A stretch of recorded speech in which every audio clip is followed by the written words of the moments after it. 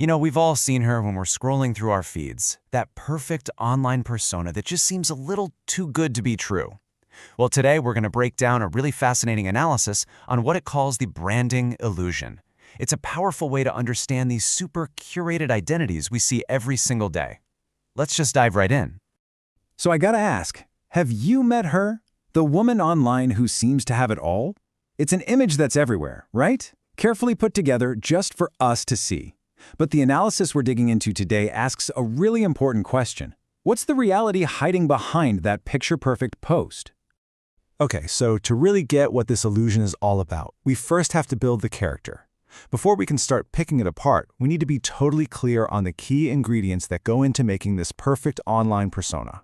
It always starts with a life that looks like one long highlight reel. You know the one, a high-powered, flawless career which is somehow perfectly balanced with these breathtaking, globe-trotting adventures. Oh, and when she's back home, of course, she's a master chef, just whipping up gourmet meals like it's nothing. It's this perfect mix of ambition and lifestyle.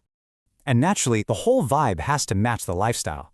Every single photo is perfectly framed, it's filtered, it's polished. She looks incredible whether she's closing a business deal or, hiking up a mountain. And the magic word that ties it all together is effortless. The whole point is to make it seem like this isn't a performance, it's just who she is. So we have this image of absolute perfection. But how do we decode what's really happening underneath it all? Well, the framework we're looking at gives us a very specific way to break down this ideal, and it completely shifts your perspective. This analysis actually gives it a name, the walking checklist. See, the core idea here isn't just about showing off success in general. It's about performing a complete and perfect list of traits that are seen as desirable, all designed to make her look like the ultimate partner. Every post, every story, it's just another box getting ticked on that imaginary list. And this whole walking checklist idea leads us directly to the core argument of this entire analysis, which is this. You're not just watching a person share their life. You're watching a person build a product. And right here, this is the critical shift in how you see it. On the surface, what you see is an ideal person living an ideal life.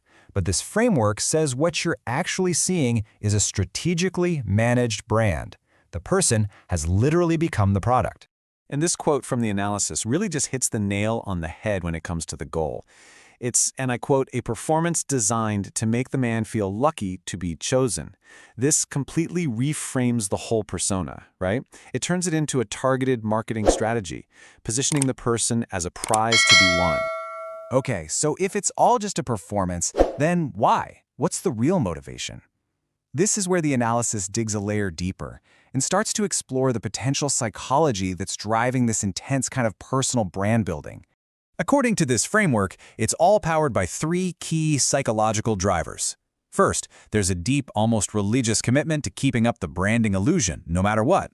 Second, there's the potential for some serious emotional instability hiding just under that polished surface.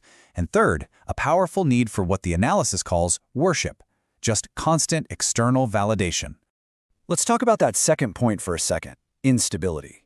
The theory here is that this flawless, untouchable exterior isn't actually a sign of strength. It's a really elaborate shield. In fact, it suggests this kind of wild paradox. The more perfect the online brand looks, the more likely it might be hiding some deep emotional fragility. And what keeps this whole show going? A deep, deep need for validation. The likes, the comments, the DMs, in this context, they're not just engagement, they are a form of worship that validates the brand and, by extension, the person behind it. The performance has to continue because the validation can never, ever stop. So, we've pulled back the curtain on the illusion. What's the big takeaway from all this? How can we use this idea to see the digital world and the people in it a little bit more clearly? At the end of the day, this whole framework just gives us a new lens to look through. It's about recognizing the walking checklist for what it could be, a performance. It's a reminder to see it as a curated brand, not the entire messy, complex person, and to just be aware of the complicated psychology that might be driving that whole curation process behind the scenes.